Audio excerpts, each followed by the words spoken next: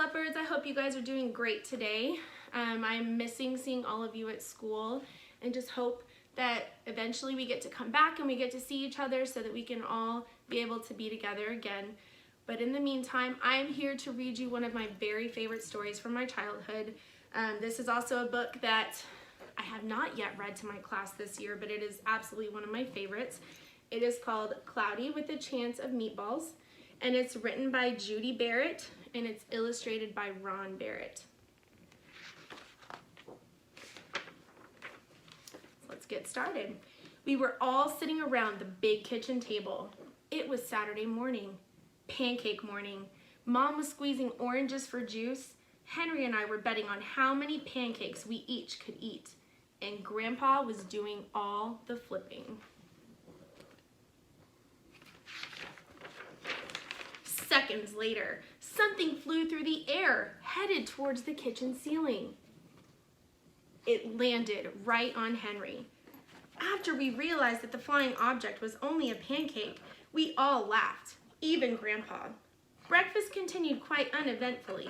All the other pancakes landed in the pan, and all of them were eaten, even the one that landed on Henry.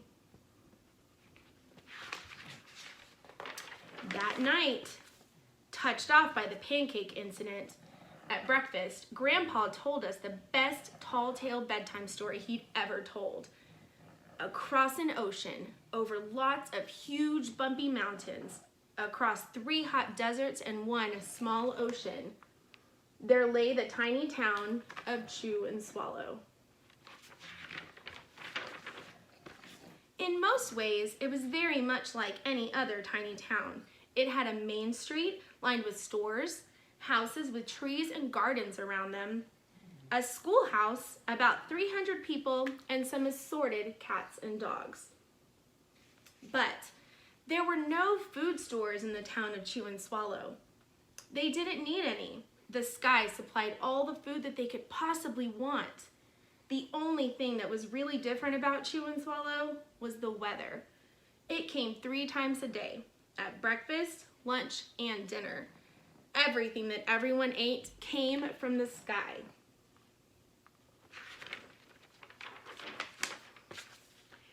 Whatever the weather served, that's what they ate. But it never rained, it never snowed, and it never blew just wind. It rained things like soup and juice. It snowed mashed potatoes and green peas, and sometimes the wind blew in storms of hamburgers.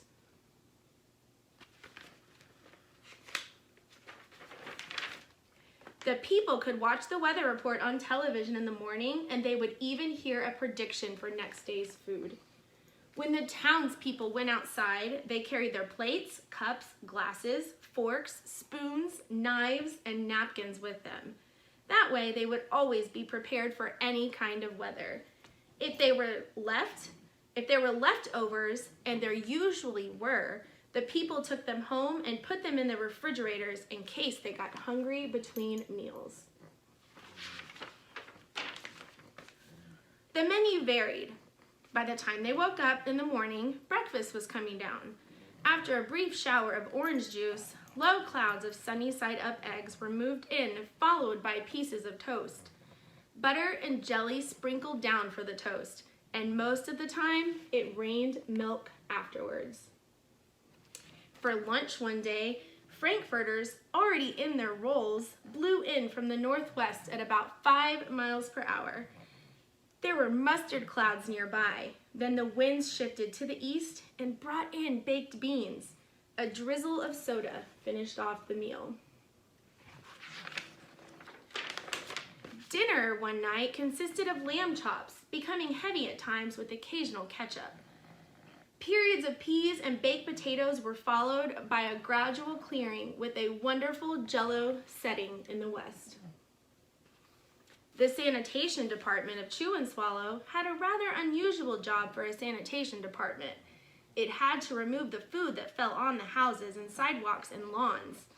The workers cleaned things up after every meal and fed all of the dogs and cats. Then they emptied some of it into the surrounding oceans for fish and turtles and whales to eat. The rest rest of the food was put back into the earth so that the soil would be richer for people's flower gardens.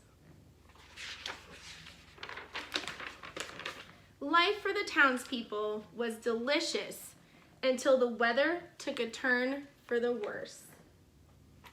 One day, there was nothing but gorgonzola cheese all day long. The next day, there was only broccoli, all overcooked. And then the next day, there were Brussels sprouts and peanut butter with mayonnaise. Another day, there was a pea soup fog. No one could see where they were going, and they could barely find the rest of the meal that got stuck in the fog. The food was getting larger and larger, and so were the portions. The people were getting frightened. Violent storms blew up frequently. Awful things were happening. One Tuesday, there was a hurricane of bread rolls all day long and into the night. There were soft rolls and hard rolls, some with seeds and some without. There was white bread and rye and whole wheat toast. Most of it was larger than they had ever seen bread rolls before. It was a terrible day. Everyone had to stay indoors. Roofs were damaged and the sanitation department was beside itself. The mess took the workers 4 days to clean up, and the wall was full of floating rolls. The sea was full of floating rolls. To help out, the people piled up as much bread as they could in their backyards. The birds picked at it for a bit, but it just stayed there and got staler and staler. There was a storm of pancakes one morning and a downpour of maple syrup that nearly flooded the town. A huge pancake covered the school. No one could get off of it because of its weight. They couldn't get it off the school, so they had to close the school down.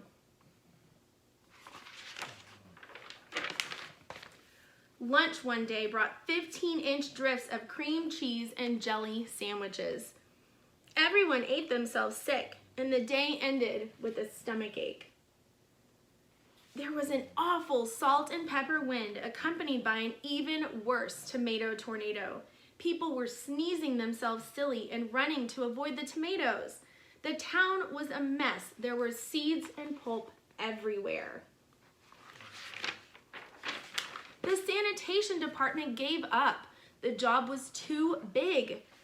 Everyone feared for their lives. They couldn't go outside most of the time. Many houses had been badly damaged by giant meatballs. Stores were boarded up and there was no more school for the children. So a decision was made to abandon the town of Chew and Swallow. It was a matter of survival.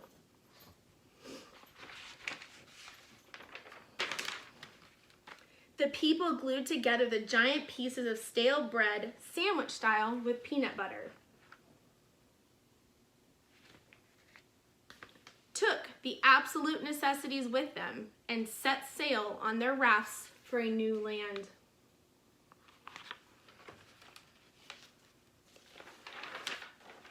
After being afloat for a week, they finally reached a small coastal town which welcomed them. The bread had held up surprisingly well, well enough for them to build temporary houses out of it. The children began school again, and the adults all tried to find places for themselves in the new land.